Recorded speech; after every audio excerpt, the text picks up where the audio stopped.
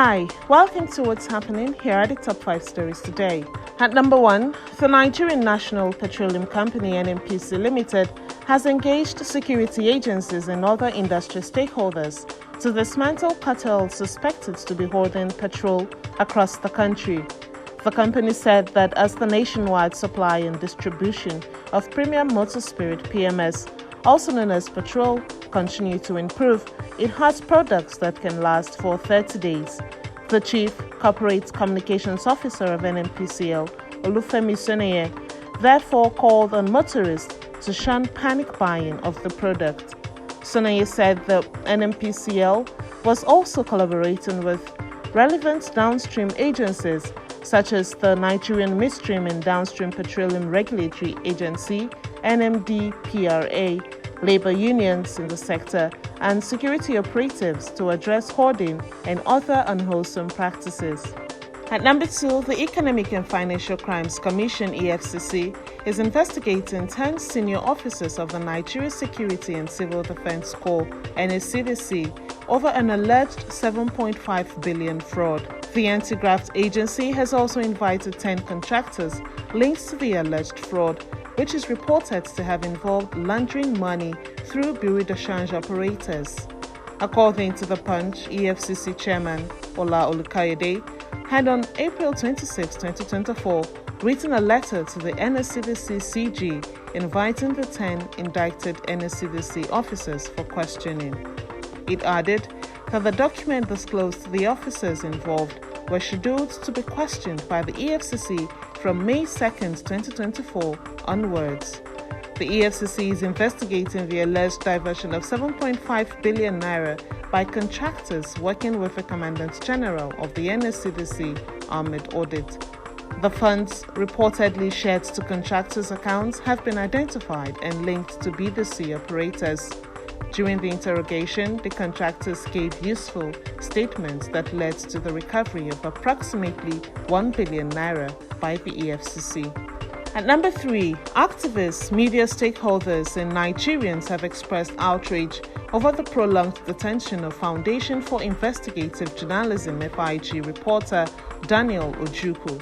According to reports, the director of the Nigeria Police Force National Cybercrime Center, Uche Tuesday, said the bail conditions for the detained journalist had not been met.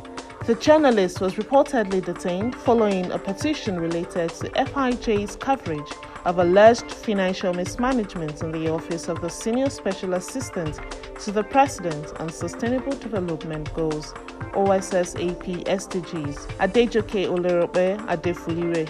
In one of its investigative pieces on the office, FIJ had reported how a sum of 147.1 million naira reportedly meant for the building of classrooms and skills acquisition center was allegedly sent to the account of a restaurant.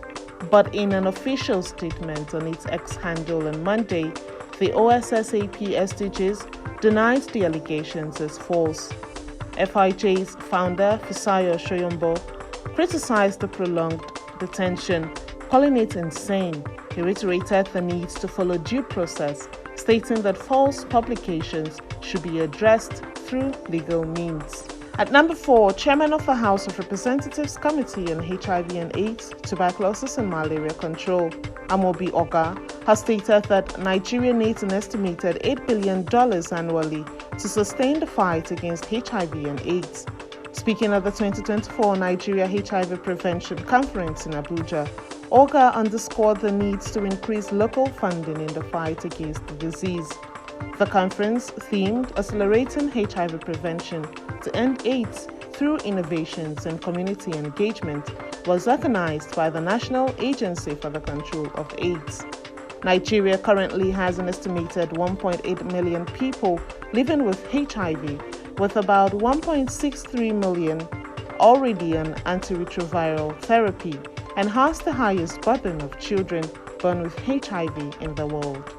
At number 5, Ukraine's security services said Tuesday that they had foiled the Russian plot to assassinate President Volodymyr Zelensky and other 2 military and political figures. 2 Ukrainian colonels accused of participating in the plot have been arrested on suspicion of treason.